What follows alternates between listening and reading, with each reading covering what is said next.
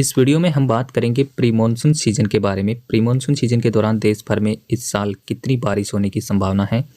साथ ही बात करेंगे इस साल गर्मी का प्रकोप कैसा रहेगा,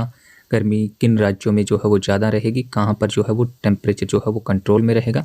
डिटेल से हम इस वीडियो में बात करेंगे और साथ ही जानेंगे प्री मानसून सीजन के दौरान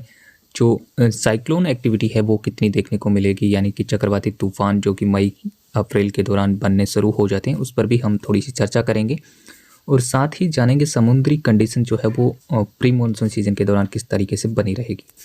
तो आइए जानते हैं। सबसे पहले अगर हम पिछले वीडियो में भी हमने इसके बारे में बात करी थी कि प्रशांत महासागर में जो कंडीशन फिलहाल बनी हुई है वो कुछ इस तरीके से बनी हुई है। और विशेष तौर से अगर हम बात करें मार्च अप्रैल मई, यानी कि प्री मानसून सीजन जो है वो मार्च से लेकर के मई तक जो भी बारिश होती है वो प्री मानसून सीजन के अंतर्गत आती है। विशेष रूप से प्री मानसून बारिश जो है वो दक्षिण भारत और पूर्वोत्तर भारत में देखने को मिलती है, यानी कि जिसे अलग अलग राज्यों में अलग अलग नामों से भी जाना जाता है। जैसे कि बिहार, झारखंड में इस दौरान जो भी वर्षा होती है उसे काल बैसाखी के रूप में भी जाना जाती है, जो कि इस समय जो बारिश होती है वो फसलों को काफ़ी नुकसानदायक होती है। उत्तर भारत में विशेष करके इतनी एक्टिविटी देखने को नहीं मिलती है। तो प्रशांत महासागर की अगर हम बात करें तो आप देख सकते हैं मार्च अप्रैल और मई के दौरान जो कंडीशन आप यहाँ पे नज़र आ रही है कि तकरीबन लानिना की जो संभावना है वो तकरीबन 35% के आसपास दिखाई दे रही है। वहीं पर न्यूट्रल कंडीशन जो है वो तकरीबन 65% के आसपास न्यूट्रल रहने की संभावनाएं हैं। और यहाँ पर अल नीनो की जो संभावनाएं हैं वो प्री मानसून सीजन के दौरान 0% है। मानसून सीजन के दौरान फिर भी थोड़ी बहुत संभावनाएं जो है वो बढ़ेगी अल नीनो को लेकर के, लेकिन प्री मानसून सीजन में अल नीनो की संभावनाएं बिल्कुल भी नहीं है। इसके बाद अगर हम बात करें कि इंडियन ओशियन में स्थितियां किस तरीके से रहेगी, तो आप इस इंडेक्स में देख सकते हैं कि यहाँ पे आप देखें कि मार्च अप्रैल और मई में हिंद महासागर का जो तापमान है वो न्यूट्रल ही रहेगा, यानी कि सामान्य के आसपास रहेगा। और मानसून सीजन में हो सकता है ये धीरे धीरे फिर से जो है वो नेगेटिव की तरफ आने की संभावनाएं जो है वो अभी दिखाई दे रही है, लेकिन वो काफ़ी थोड़ा लंबा टाइम पीरियड है, उस समय भी हो सकता है कि ये न्यूट्रल ही रह सकता है और इसमें बदलाव भी आने के चांसेस रहेंगे। लेकिन अगले 3 महीनों के दौरान अगर हम बात करें तो इंडियन ओशियन में जो तापमान है वो सामान्य रहेगा, जिसके चलते जो प्री मानसून एक्टिविटी है वो भी सामान्य होने की संभावनाएँ जो है वो बन रही है।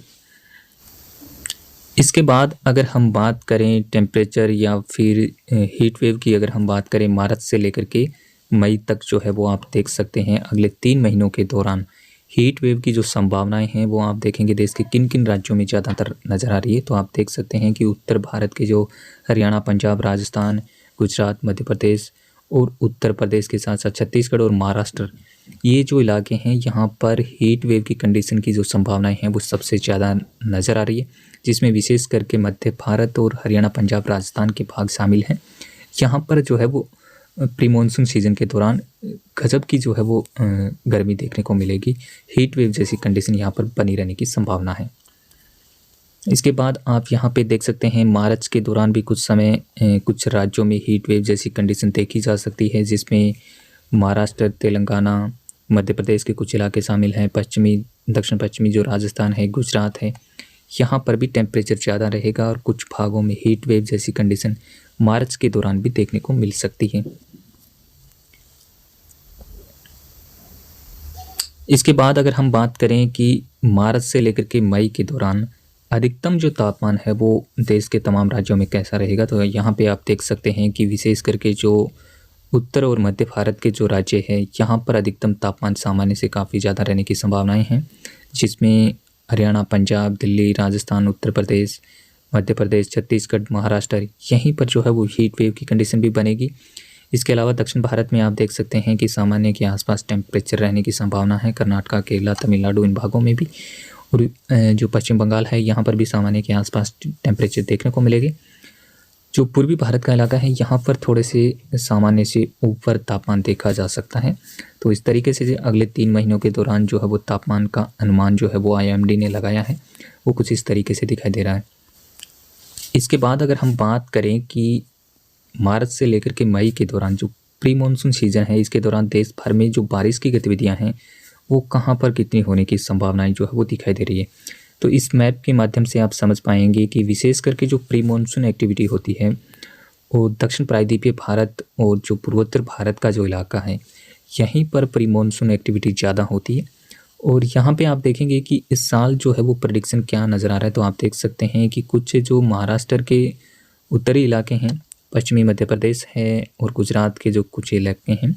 यहाँ पर प्री मानसून बारिश थोड़ी कम होने की संभावना है। इसके अलावा आप देखेंगे जो जम्मू कश्मीर के जो पहाड़ी क्षेत्र हैं, यानी कि जो लद्दाख, कुछ एक हिमाचल प्रदेश के भाग भी शामिल हैं, ऊंचाई वाले भागों में बारिश की गतिविधियाँ कम होने की संभावनाएं नज़र आ रही है। साथ में आप देखेंगे सिक्किम, असम और अरुणाचल प्रदेश और कुछ एक जो मेघालय के रीजन हैं, यहाँ पर भी इस साल जो है वो प्री मानसून बारिश जो है वो कम होने की संभावनाएं जो है वो नज़र आ रही है।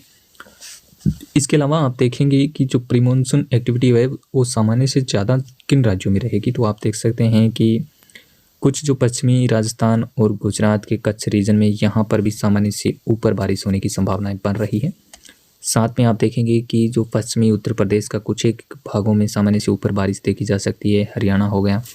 और साथ में जो दिल्ली एनसीआर है आसपास के भागों में सामान्य या फिर सामान्य से थोड़ी ऊपर बारिश देखी जा सकती है, जो कि पश्चिमी विक्षोभ के आने से जो बारिश की गतिविधियाँ होने की संभावना है, उस वजह से यहाँ पे कुछ एक्टिविटी हो सकती है। इसके अलावा बंगाल की खाड़ी और अरब सागर से जो मॉइस्चर जो बादल बनेंगे, उसके चलते जो बारिश की गतिविधियां हैं वो यहाँ पे आप देख सकते हैं बिहार, झारखंड, यहाँ पर भी इस साल जो है वो सामान्य से ज़्यादा बारिश होने की संभावनाएं हैं इन 3 महीनों के दौरान। पश्चिम बंगाल हो गया और जो पूर्वी मध्य प्रदेश का इलाका है, यहाँ पर भी अच्छी खासी बारिश प्री मानसून सीजन के दौरान देखने को मिल सकती है, सामान्य से ज़्यादा बारिश का अनुमान है। साथ में छत्तीसगढ़ और जो उड़ीसा का जो सीमावर्ती इलाका है, यहाँ पर सामान्य से काफ़ी ज़्यादा बारिश यहाँ पर नज़र आ रही है। और इसके अलावा आप देखेंगे कर्नाटक, केरला, तमिलनाडु और आंध्र प्रदेश के भागों में भी सामान्य से ज़्यादा बारिश होने की संभावना है। कोंकण गोवा का जो रीजन है, यहाँ पर आप देख सकते हैं पश्चिमी घाट के भागों में सामान्य से काफ़ी ऊपर बारिश नज़र आ रही है, यानी कि अच्छी वर्षा प्री मानसून सीजन के दौरान यहाँ पर देखने को मिल सकती है। इसके अलावा अगर हम बात करें कि यहाँ पे आपको नज़र आ रहा होगा अरब सागर में भी और बंगाल की खाड़ी में भी यहाँ पर सिस्टम भी बन सकते हैं। इस समय ज़्यादातर चांसेस हैं कि अरब सागर में कोई भी चक्रवाती तूफान जैसी घटनाएं जो है वो प्री मानसून सीजन के दौरान विशेष करके मई में ये एक्टिविटी जो है वो देखने को मिल सकती है। इस समय जो है वो समुद्र की जो कंडीशन है वो भी फेवरेबल रहेगी प्रशांत महासागर में भी, और इंडियन ओशियन में भी उस समय जो है वो तापमान सामान्य से थोड़ा ऊपर रहने की संभावनाएं जो है वो बन रही है। उसके हिसाब से जो है वो आप